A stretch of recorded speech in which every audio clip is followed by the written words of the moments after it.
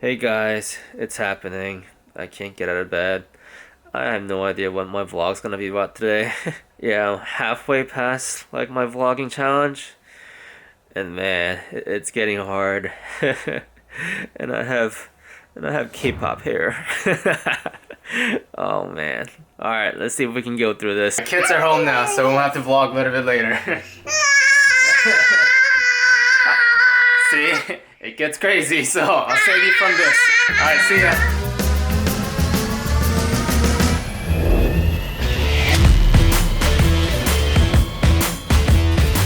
Ooh, you guys want to see some mass transition tutorial?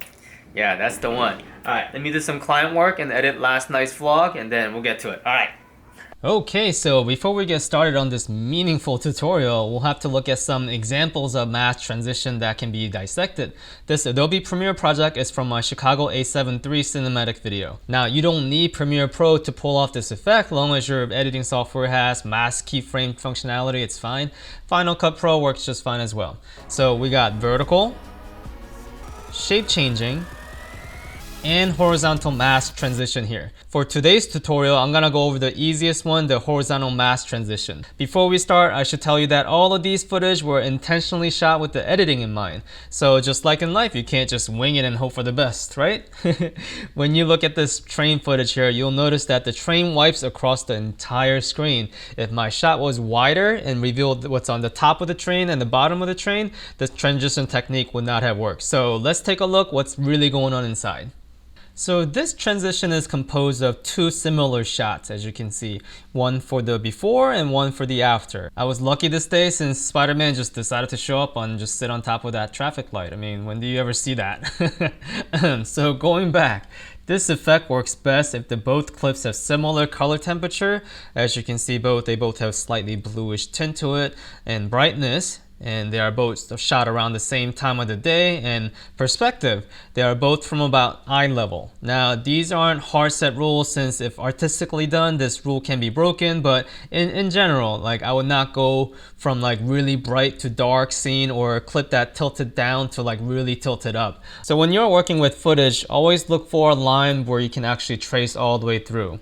So as you can see, that line, if I were to cut on the first cart, that line does go all the way through, so that's a good line to pick out from. Alright, so to start cutting, we're going to select the top layer footage, and we're going to actually go to the tab Effects Control. Under Opacity, there's a pen tool, Freeze Draw Bezier pen tool, which will actually mask this out.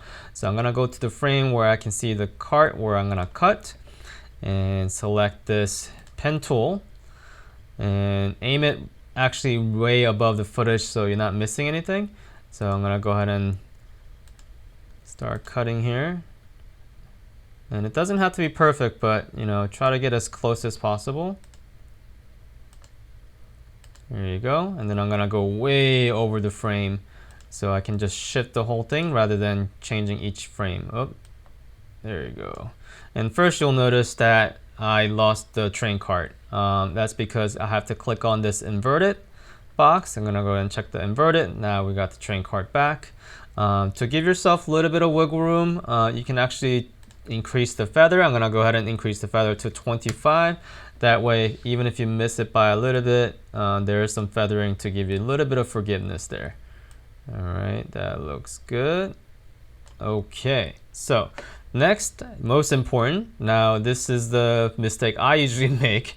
I sometimes forget to check this little stopwatch called mask path. If you don't do that, basically you've been masking this frame by frame and it doesn't actually animate it. So go ahead and click on that mask path, and then first thing you'll notice is that your mask is gone. You're like, oh, where did my mask go? That's because you have to highlight mask back up here, and now you got that back. Now we're gonna go frame by frame to basically mask this out. To do that, you can do a couple things. You can do it by actually left arrow and right arrow, or for me, I have a scroll on my mouse, so I'm gonna actually use the scroll to go up and down, and then that basically goes frame by frame. So you can start by going one frame before or after. We'll come back to it in the midpoint, but I went one before, or one after rather. And then I'm gonna shift this whole entire mask to where it meets the cart, and then one more frame, shift this whole thing, just drag it across. And if you see that it's a little bit off, you can adjust these little fine points. But most of the time you'll be able to just drag it across. Okay, one more frame, drag it across. Another frame, drag it across. Another frame, drag it across. And at this point, I didn't make the box big enough, so you see that it's past the frame. So I'm gonna go ahead and expand that, drag it across.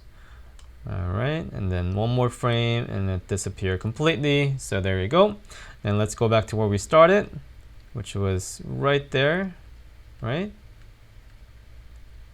Yeah, right there. And then we're gonna go frame by frame. Do the same thing on the other side of the timeline. There you go. Keep dragging. And there you go. So if you were to replay this, spacebar, you can add your own train effects there if you want, which is what I did on my final project. And there you have it. Alright guys, hopefully this transition tutorial was helpful to you guys. It definitely helped me transition from a bad day into a positive day. So yeah, thumbs up for that.